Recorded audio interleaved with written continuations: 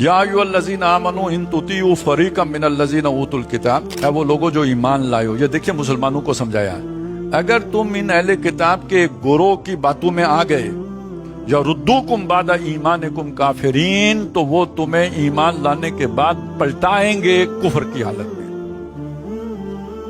अब ये उसी दौर की बात नहीं है। आज भी आप सोचें ना, हमारे वो मुसलमान भाई जो नादानी में ये समझते हैं कि जी ये जो है ना, हम वो क्या कहते हैं कि दुनिया में चूंकि वो तरक्की कर गए हैं, लिहाजा इल्म भी उनके पास है, हिकमत भी उनके पास है, दानिश भी उनके पास है, तो वो हमें वहां से मिलेगी। तो फिर वो जिस तरह उन्हें फांसते हैं और फंसाते हैं, मालूम होता है ना कभी कर्ज खत्म होता है ना जान छूटती है, और उन्हीं की जो है ना रोटियां बार बार मांगने पे हम मजबूर हो जाते हैं। उससे उनके फंदे से फिर कभी निकल नहीं सकते।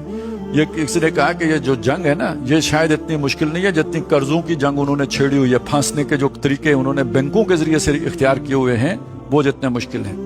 वो एक बात कही जाती है कि पेंटागन ने वर्ल्ड बैंक से और IMF से ज्यादा तबाहकुन कोई हथियार तैयार नहीं किया।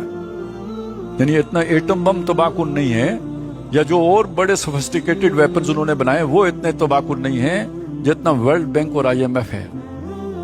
ये सारी जो डिक्टेशन होती है, अभी हमने देखे ना कानून बनाया, बीवी को देखा 3 साल अंदर, उसे कहा देखो अपनी हरकतें ठीक करो, हम साथ नहीं चल सकेंगे अगर ये मामला हुआ 3 साल अंदर, यानी समझाओ भी नहीं। तो ये किसने इन्हें सिखाया होगा?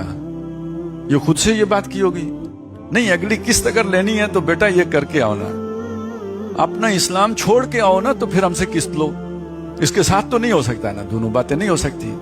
तो फिर हम मजबूर जो है ना वो छोड़ के जाते हैं। मेरे इस्लाम को किस्सा माजी समझो वो क्या है, अब चलें वर्ल्ड बैंक कर लें या मिस वर्ल्ड कर लें, हंस के वो मिस बोली फिर मुझको भी राजी समझें, इसके बगैर तो वो नहीं राजी नहीं हो सकते। तो ये है सारा चक्कर। ये कभी भी तुम्हें इस्लाम पर रहने नहीं देंगे, गुमराह करके छोड़ेंगे।